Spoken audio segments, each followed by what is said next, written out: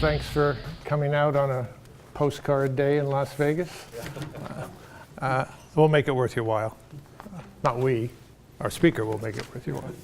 I'm Bill Brown with Brookings Mountain West, so thanks again for coming out tonight on, if my math is correct, I think this is our 85th lecture in our ongoing series here.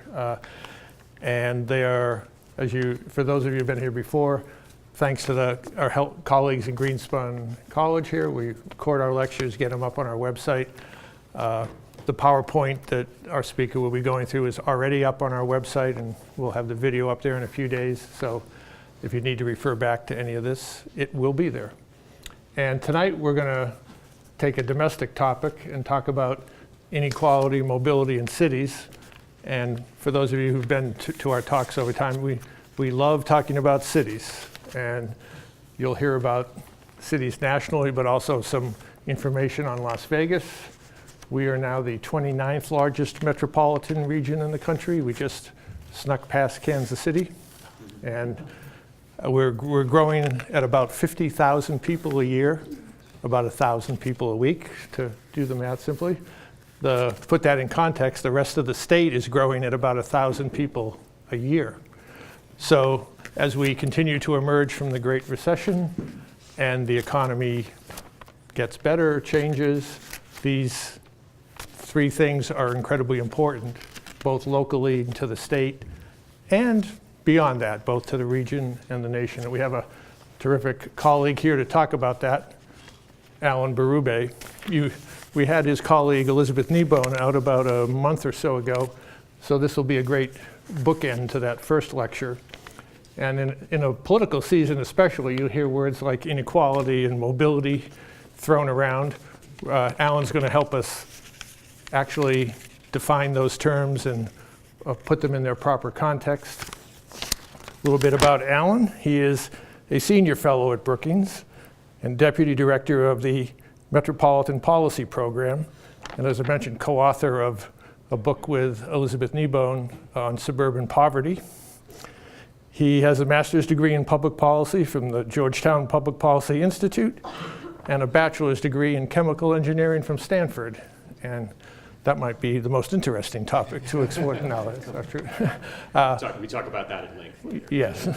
So let me get out of Alan's way and turn the program over to you, Alan. Thank you, Bill.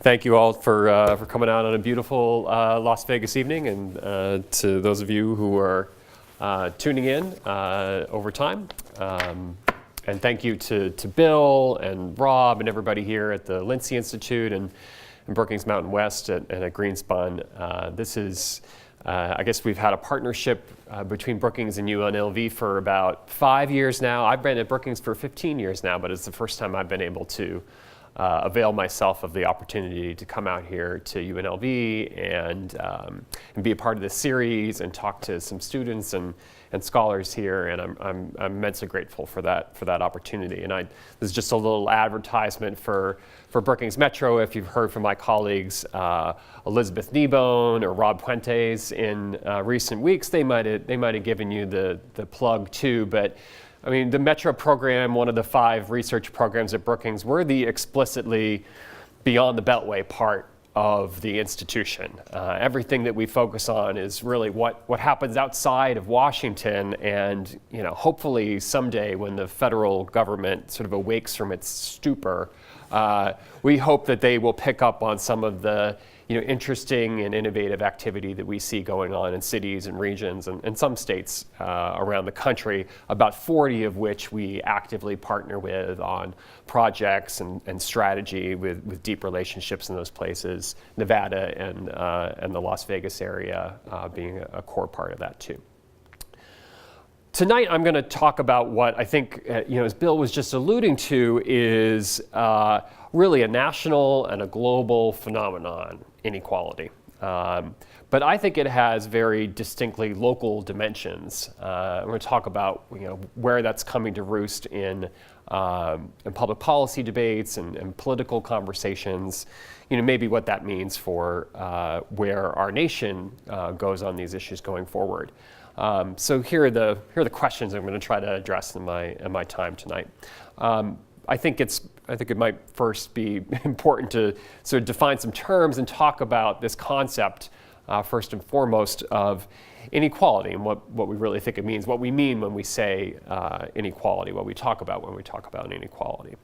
And look, it means a lot of things. It can mean a lot of things, and from an economic standpoint, it can refer to a lot of different attributes like income or wealth or educational attainment or consumption, what you're able to actually buy in terms of goods and services. In any of those attributes, it expresses differences in the distribution of that attribute among a population, a society, an economy, a city.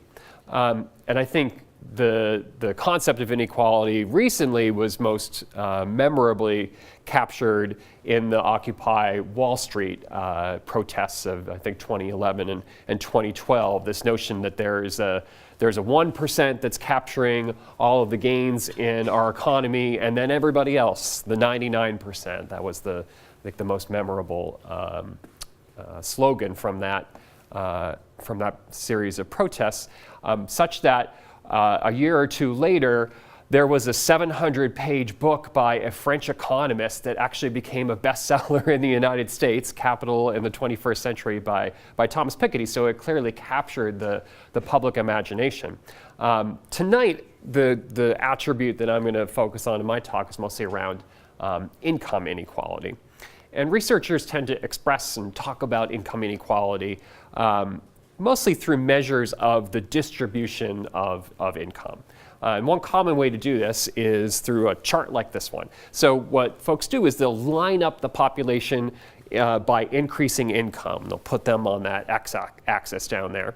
And they measure the share of total income that the population possesses at each point in that distribution, and that share is on the y-axis here. So if everybody had the same income, you'd have a line that looks like that red line. You'd have a 45-degree line, so if you had 50% of the population, they'd have 50% of the income. If you'd have 75% of the population, they'd have 75% of the income, and so on and so forth.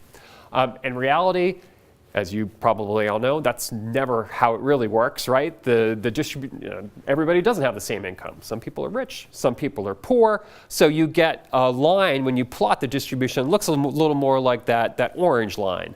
And then we take the area under the red line and the area under the orange line, and we put together this thing that we call a Gini coefficient after an early 20th century Italian economist.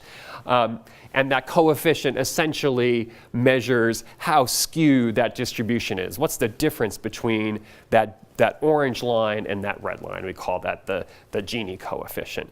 It doesn't really mean anything in reality. It's just an abstract measure of that skewness, but it turns out to be a pretty useful thing for comparing different kinds of places, in this case, in this chart, countries on income inequality. And what it shows is that among the advanced economies in the world, so the OECD countries, the United States has one of the most, highly income unequal societies on Earth today. Actually, the only two countries in the OECD that top us for income inequality are Mexico and Turkey, so some of the two of the least developed economies in the OECD. Now, global inequality has been on the rise for some time now, but the pace of the rise has recently been faster in the United States. That moderated a bit during the Great Recession. We saw income inequality fall a little bit due to a loss in capital and capital gains among the richest members of our society. But it's back today near record levels, and levels that we really haven't seen in the United States since before the Great Depression, since the Roaring '20s. And you can see, and this chart expresses that it's particularly the case with regards to what's going on at the very top of the distribution. What's going on with the richest 1%, or in some cases even the richest 0.5% of all citizens. Well, why do people care about this? Not everybody does care about this. Some people think it's not a problem, but those who do and those who really look at the evidence point to a series of reasons why maybe we would care about income inequality in our society. For some, it's pretty simple. It's just rooted in notions of social justice and Rawlsian notions, right? If you had the veil of ignorance on and you were selecting what kind of society that you wanted to live in, all else equal, you might choose a more equitable society to reduce the chances that you'd end up at the bottom of a very unequal distribution. For others, it's really about growth instead. Research from the OECD and others suggests that actually more equal economies over time tend to enjoy more robust rates of long-term economic growth. There might be a number of different mechanisms that mediate that relationship. Some actually point to a link between equality and democracy and the functioning of democracies. And this very real concern that the concentration of resources in the hands of a few may help them to influence the decisions in ways that preserve their wealth and their income at the expense of others. And I think there are many countries you could look to on Earth and Latin America and other places where that is and has been a really very real phenomenon over time. And finally, there's a strong body of psychological research suggesting that how people perceive their own well-being tends to be mostly relative to others. It's not the absolute level of income they have. It's the level of income they have compared to the other people around them. So there seems to be actually a link between rising wealth and happiness in societies that tends to break down as countries become more unequal. So happiness goes with rising wealth, except when that rising wealth creates greater inequities, and then people actually don't become happier. And then a final thing, and we'll look at this evidence in a different format later as well. There is evidence, as well as a vigorous debate about the nature of that evidence, that there is a link between economic mobility and economic inequality across countries, where more equal countries seem to exhibit higher rates of income mobility across generations. So countries that have less income inequality, lower income people in those countries seem to do a better job of moving up the income distribution over time. Or at least the relationship between your parents' income and your income isn't as strong in more equal countries as it is in a country like the United States. This curve, this relationship here is famously labeled the Great Gatsby curve after Jay Gatsby, who in the context of a very unequal time in American society actually managed to move up the ladder. So you can just think about this being, the farther apart the rungs of the economic ladder are, the more unequal the society is, the less likely you are to be able to move among those rungs of the ladder over time. Well, so okay, most of that evidence and most of those concerns are really either at the individual level or at the national or the global level. So might, I think, be good to spend a moment on why am I talking about cities here? What does this really have to do with how things work at the local level? Well, first in the United States, as in other advanced economies, lots of people live in big cities, lots of our economic activity in cities. 2/3 of our population, 3/4 of our GDP is in big metropolitan regions like Southern Nevada. These represent the statistics for the 100 largest metropolitan economies in the United States. So we care about cities because lots of people live there. Okay, fine. But more pointedly, I think, there are explicitly local dimensions to inequality as well in terms of access and availability and the quality of the things that we experience and consume locally. Unequal cities tend to have unequal schools, and we know that unequal schools tend to pose challenges for providing the environments that help, in particular, low-income kids to learn and succeed. Inequality tends to narrow the tax base in cities because lower income people tend to be in many ways exempted from the tax base. They don't have income sufficient to be taxed, but higher income people of course do. But that kind of distribution may make it hard for cities to sustainably raise the kinds of revenues they need to provide essential services. Structurally, unequal cities as well may lack the types of housing and the kinds of neighborhoods that help workers and families essentially graduate up the income ladder. We've done research suggesting that cities have many fewer middle income neighborhoods than they did 20 or 30 years ago, so that causes, it may cause a phenomenon in which those who are moving up economically are essentially forced to move out of the city, which isn't, I think, a healthy dynamic. And finally, there is some research suggesting that in more unequal cities, poor households actually pay more for local goods and services, groceries, transportation, and the like, perhaps because there's more limited competition for their dollars at that end of the income scale. And I think there are political reasons to be interested in inequality in cities today, and this we'll talk more about now, especially given, I think, relative inaction around these issues at the national level. I think notwithstanding that President Obama 2 or 3 years ago said that income inequality was one of the greatest economic challenges of our time, Washington isn't exactly getting a lot done on these issues right now. So city leaders find themselves in a position where they're being asked to respond, and frankly, they tend to be a little bit more inclined to respond given the generally progressive political nature of cities. So I was actually motivated to get into looking at this issue more deeply because I read one too many stories about, that's the Google bus in the upper left-hand corner. Everybody remember the Google bus stories, right? This is in a couple years ago in the Mission District in San Francisco, sort of ground zero for gentrification in that city and maybe ground zero for gentrification nationally. Google started to run a charter bus service for the increasing number of employees who were moving into that neighborhood but needed transportation down to Silicon Valley. But the neighborhood, of course, the Mission District is a historically moderate income Latino neighborhood of San Francisco. And that bus became a symbol for inequality in the city of San Francisco and maybe inequality in urban America more generally. But none of those stories seem to have any statistics in them. So I said, okay, well, it's about time somebody actually looks at what's going on here.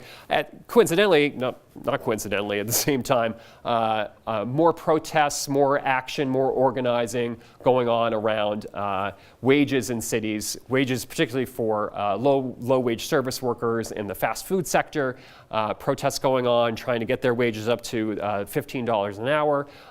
And again, a lot of that activity anchored and focused on cities as well. Motivated me to look at this question and put some numbers behind the political debates, the policy debates, the anecdotes coming out of cities as well. So what I and colleagues did was to develop really a pretty simple and more intuitive measure than the Gini coefficient for expressing what inequality looks like in cities, and it happens to line up with the census data that we had access to as well. So we approached it in this way. We said, well, what's a rich household? We figured, well, a rich household is probably somebody who's been netting the gains in the American economy in recent years, and so folks might look at it, and that's really what's going on kind of in the top 5%. So we looked at households who were just at the 95th percentile of the income distribution, meaning they earn more than 95% of other households, and we asked, what's a poor household? And we figured, well, that's somebody probably just in the bottom 20% of the income distribution, which mirrors about the poverty rate overall in big cities today. That's just about 20%. So we divided one statistic by the other statistic, and that became this thing we call the 95-20 ratio, elegantly, great term. And that really, so that ratio, in a sense, it just expresses the economic distance between the rich and the poor in the city. In this example, 190,000 divided by 16,000, 11.9, that actually turns out to be about the average level of the 95-20 ratio in big cities today. And that was our first central finding, is that big metropolitan areas, and especially big cities, are more unequal places than the national average. This probably makes sense to most of you. Cities have two things. They have high-paying jobs in sectors like law and finance, professional services, education, and health. And the people who have those jobs often tend to live in the places where those jobs are in these cities. But they also have the housing and the services that are reserved for the lowest income Americans. They have large stocks of public and subsidized housing. So having more of these things that are relevant to the poor and to the rich tends to make cities more unequal places. But not all unequal cities are created equally, or this is how I think Tolstoy would have expressed this had Anna Karenina had been written about city inequality, is that all equal cities are kind of alike, but each unequal city is a little bit different. So let's look at the statistics on that. Here are the big cities with the highest levels of inequality as expressed by this 95-20 ratio. And it's actually a rather diverse set of places when you bear down on it. Some places you'd expect. Here's Boston, Washington, D.C., my city, San Francisco, and New York. You've got the 95% households, the rich households who have very high incomes, generally in excess of $250,000 a year. And as well, you have lots of low-income households in those cities too. But there are some other cities up here that are quite different than those. You've got New Orleans, you've got Cincinnati, you've got Providence. These places have wealthy households, not very, very wealthy households, but they do retain a bunch of high-income households. But they also have very deep poverty as well. So that causes their ratios to also be quite high. And then there's New Haven, which I'd say is mostly kind of the Yale effect. You got a lot of graduate students that are showing up in the survey here who are not the poor, they are temporarily poor, and so they're sort of dragging down the lower end of the distribution, but lots of well-to-do people living in that city, professors and the like as well. So that's a bit of an oddball on that list, I'd say.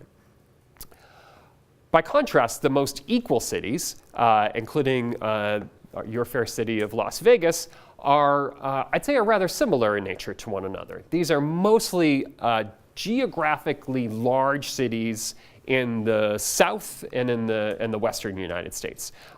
Many, like Las Vegas, actually incorporate significant amounts of what those of us from the East would say are kind of suburban territory within their borders. They've expanded and annexed territory over time.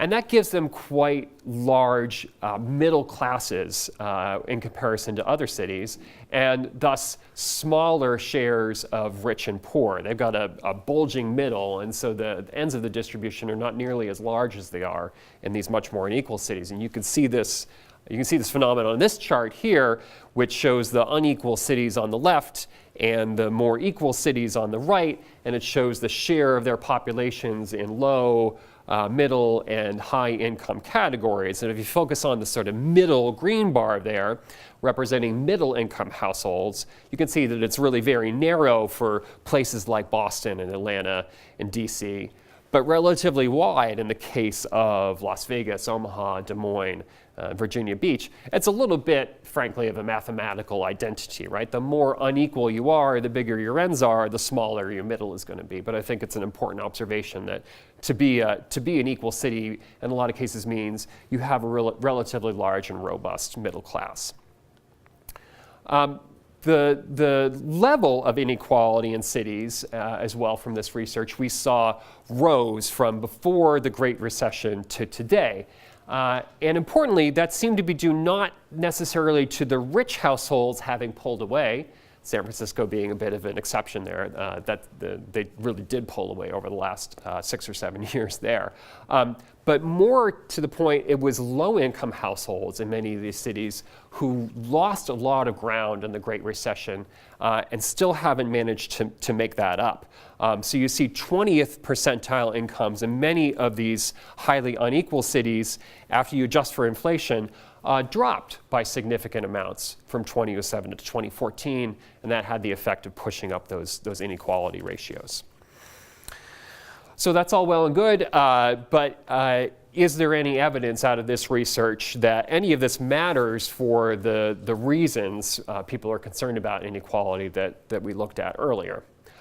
So the short answer is yes, there is some evidence, not conclusive evidence, but let's look at a couple of these.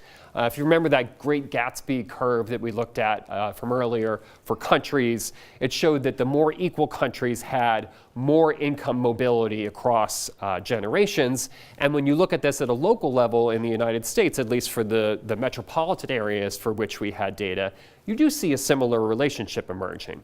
So this is using data from research that Raj Chetty and Nathaniel Hendren at Harvard and Stanford have done, very influential stuff on local dimensions of income mobility in the United States. And when you plot their data against our data on inequality in metropolitan areas, you actually see that the more unequal metropolitan areas over time exhibit lower rates of upward mobility for their low-income kids.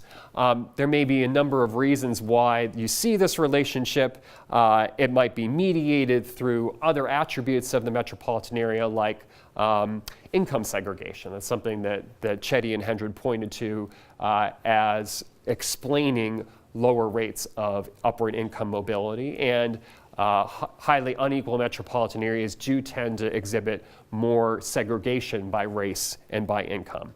But I have other colleagues at Brookings who have looked at these relationships between inequality and mobility, who see something actually more direct. And they've looked at the rate at which low-income boys drop out of high school and have found that that tends to be higher in states, at least, where the levels of income inequality are higher as well. And they hypothesize, at least, that where the middle class seems more out of reach to poor kids and poor boys in particular, the resulting, they call it economic despair, but I think it's just maybe a sense that investing in myself and investing in my future might not be worthwhile because the middle class and a middle class lifestyle seems too far out of reach. So that's another way that at a local level in the United States, at least, you might see a relationship between inequality and mobility. There's also some evidence more directly from our work that living in a more unequal city means that the housing for poor households is more expensive to them. So what we did was we compared the price of a relatively cheap rental unit. So we looked at all the distribution of rents in a city, and we picked the rent at the 20th percentile in the distribution. And then we compared that to what a 20th percentile household earned.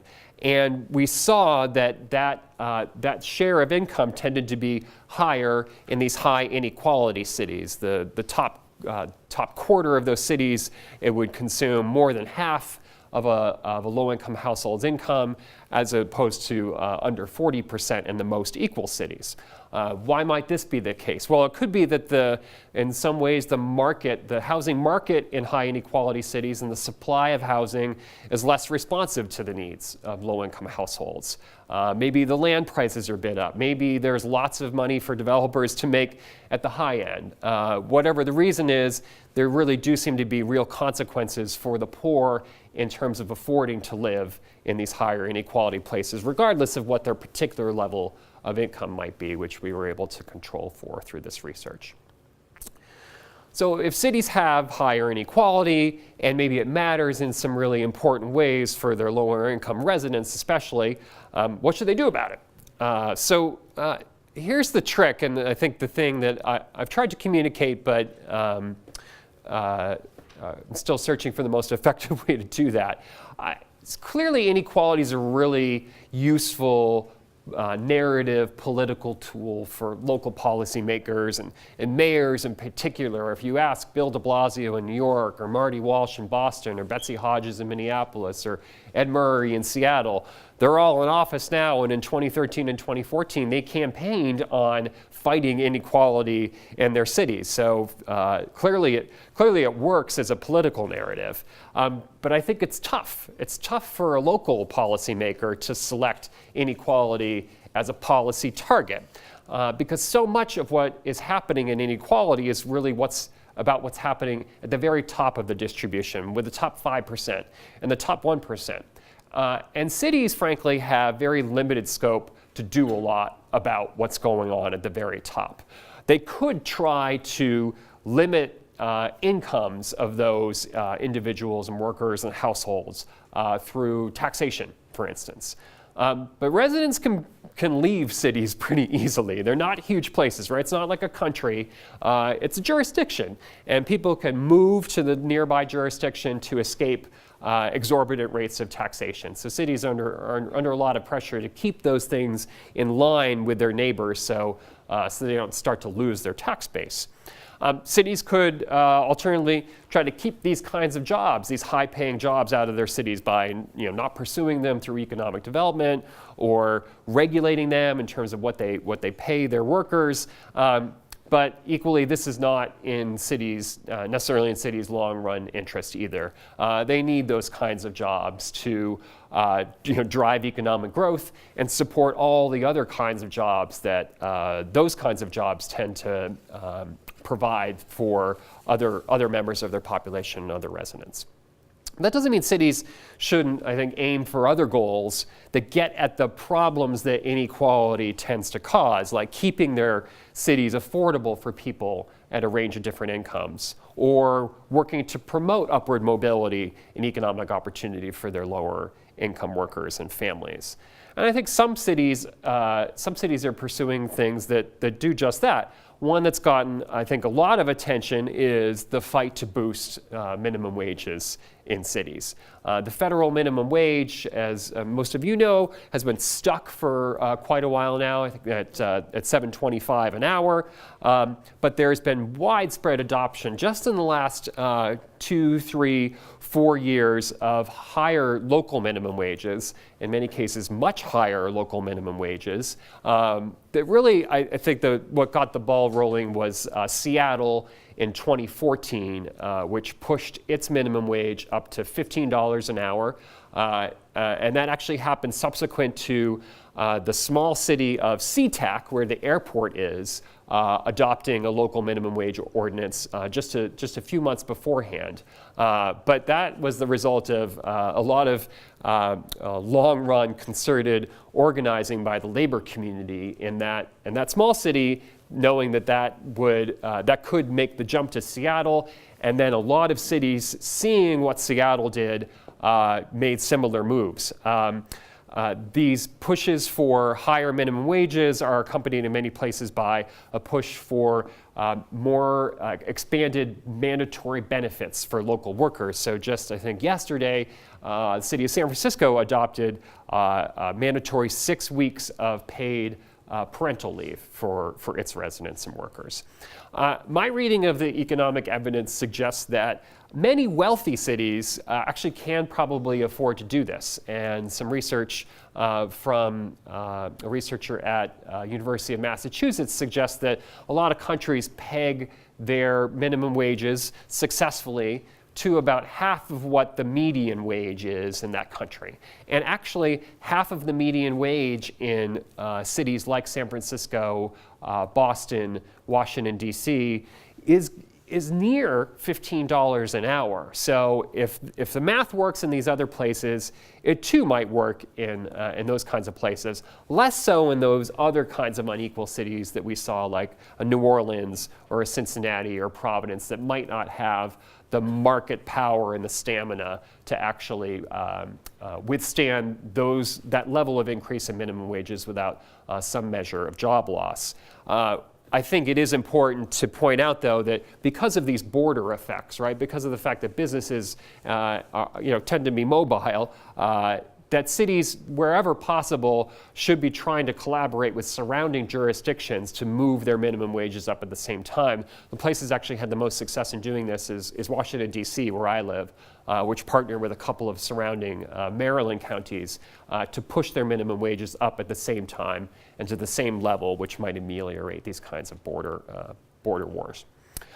I think it is important, though, to get local policymakers, mayors, and city councilors and others to think a little bit more broadly about the toolkit that they have to address these issues of affordability, opportunity, and mobility, and to look at tools like economic and workforce development, for instance, and how you might make these things work better together to promote those kinds of dynamics in your city. Chicago's having, has had and continues to have a lot of struggles with crime and education, but I think one thing it is getting right is aligning its community colleges with its local economic priorities. So starting about 4 or 5 years ago, it's 7 city colleges, which are essentially its community colleges.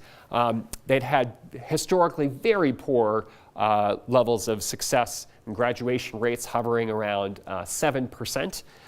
So Mayor Daley and then Mayor Emanuel following him moved to align the focus of these colleges with the key industries that the city was promoting through economic development, things like advanced manufacturing, healthcare, logistics, and professional services. And the result has been increasing graduation rates. The number of placements of graduates into key local industries has been increasing, and frankly, local industry is now much more engaged in designing curricula at these colleges that really line up with their needs as employers, thinking more actively about how, as employers, they create career pathways in their companies and their sectors that promote that upward mobility for these graduates, and in fact, investing in the city colleges after really decades of disinvestment. And I'd say the unequal cities are getting a lot bolder on housing and affordable housing too. So just 2 weeks ago, Mayor de Blasio in New York managed to pass a really major initiative to boost affordable housing in that city through upzoning many parts of the city, so increasing density in ways that can contribute to the housing supply, alleviate affordability pressures, but in doing that, mandating that new development actually include affordable units through this tool called inclusionary zoning. Mayor Murray in Seattle similarly proposed a major increase in local tax dedicated to support affordable housing development in that city. Interestingly, though, this is still a tough issue, he was forced to back off the kind of zoning reforms that de Blasio was able to push through. They wanted to promote more multifamily development in Seattle's many sort of bungalow and single-family neighborhoods, but faced a lot of community opposition to doing that. So it might be a longer fight in that city to make headway there. San Francisco, too, is aggressively promoting new development. They are just going to have a hard time catching up with decades of not building really anything in that city at all, and the kinds of extreme population and income growth in the tech sector that the city is facing right now. So that's sort of end of my talk. I think just to conclude, I'd say what got me into public policy, a couple of decades ago, and into urban policy in particular was addressing poverty and addressing concentrated poverty, and knowing that cities had historically been home to some of the deepest and most intractable income challenges, especially for racial and ethnic minority populations in the United States. If you told me at that time that a couple decades later that I and others would be worried about inequality in cities, I'd have been very surprised. But I think it is possible that the victims of cities' newfound economic success and economic momentum are going to turn out to be the poor, and that's really, in a way, what's behind some of what Elizabeth and I were looking at in this work on the suburbanization of poverty. In some cases, it's about the poor no longer being able to afford to live in cities, or just facing the challenges that accompany this increasing inequality.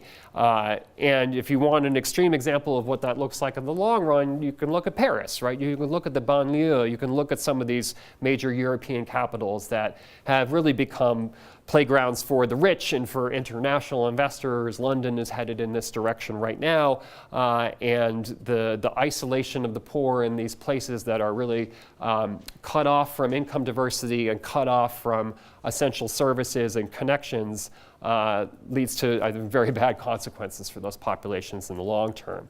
So, preserving the diversity and the pathways to economic success that cities have historically provided, I think is a really important issue in the future of American cities. And I think it's a great place to watch policy innovation too, in ways that eventually our states and our federal government might catch up with as well to address what I agree with the president is going to be one of the most pressing economic challenges of our time. So thanks very much. I will take some questions now. Yes, please. Well, you know, your closing, very interesting talk. Your closing comment is something very interesting to me. I grew up in the Midwest in a medium-sized manufacturing town. They made many Delco radios. They made transmissions for Chrysler cars, quite a bit of steel. So even though it's only 50,000, moderate-sized city, you had that diversity. Yeah. A guy could start sweeping the floors and then work their way up, do on-the-job training, and so I think that's cities were manufacturing hubs. I mean, right? That's what started. So I think that to me seems like. And of course, did outsource, well, that's another story, I guess, outsourcing and taking those things away. Those radios aren't made there anymore. We know where they're made. But, I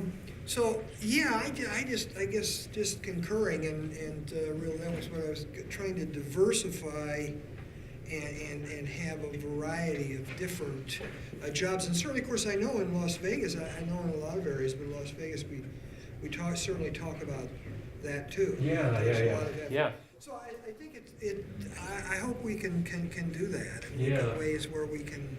I think a very important dynamic that you're pointing to that's behind the rise of inequality in big cities and metropolitan areas altogether is the loss of middle-class jobs too, right? And when you lose the jobs that pay the middle wages, you tend to lose the middle class, and then you get the resulting inequality. I mean, cities proper haven't had, say, manufacturing jobs in large numbers for a very long time, right? Those jobs sort of suburbanized, and then they ruralized. And so I think the imperative to think about, well, how do you rebuild the middle class? One is trying to upgrade the wages of these service workers in ways that those might turn into more middle class jobs, or at least better better launching pads into the middle class.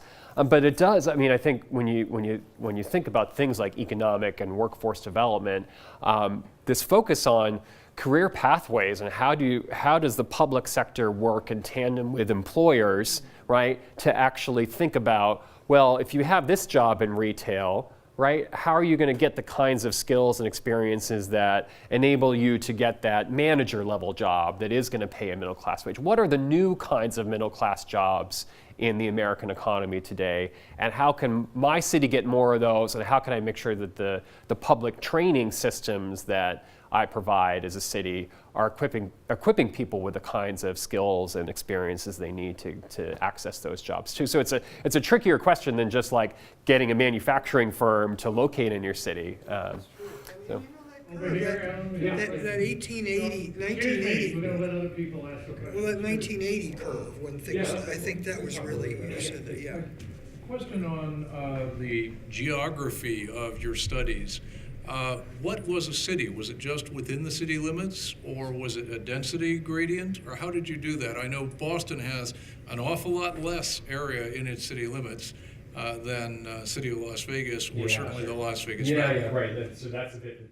But some of the difference you're seeing between those most unequal cities and the more equal cities is just the geographic extent of those places too, right? So we were looking at the city as defined by its political and administrative boundaries, not because the city economy stops at the borders of the city, right? It is a much wider urban and metropolitan economy in which these cities sit, but because the people at the point of the spear in responding to these trends are the policymakers for the cities. So they're trying to think about, well, what are the things that I can deploy that are within my borders here? They're going to help to address some of these issues that we're seeing. So yeah, so absolutely, what you're seeing here is the fact that Boston Boston might love to expand its borders to get Belmont and Arlington and all these other, but it can't. It's surrounded by all these incorporated municipalities in a way that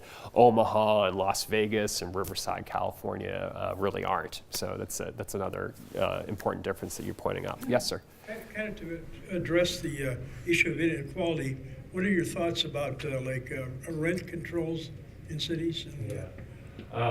Yeah, so there's some of those unequal cities still have rent control in the books. It's a much weakened rent control versus what they probably had 30 or 40 years ago. And San Francisco has been enduring a lot of no fault evictions over the last several years. Landlords that want to convert their rentals into condominiums and the like. I guess rent control is the issue is a pretty blunt tool, right, to assist the people that you want to assist. And when when you get stories of Mia Farrow and these wealthy New Yorkers living in these rent-controlled apartments, it tends to erode political support for rent control as a tool. It doesn't mean that I think it couldn't be done in smarter and more targeted ways, but you've definitely seen a lot of cities sort of backing off of that over the last 2 decades. But I don't think that cities ought to rule it out of a policy toolkit because it's hard to, once the market gets going, it's really hard to back it off, and you need kind of these sorts of permanent tools, right, that are going to keep these stable, affordable options in place for some time. And rent control, for all of its faults, does tend to achieve that.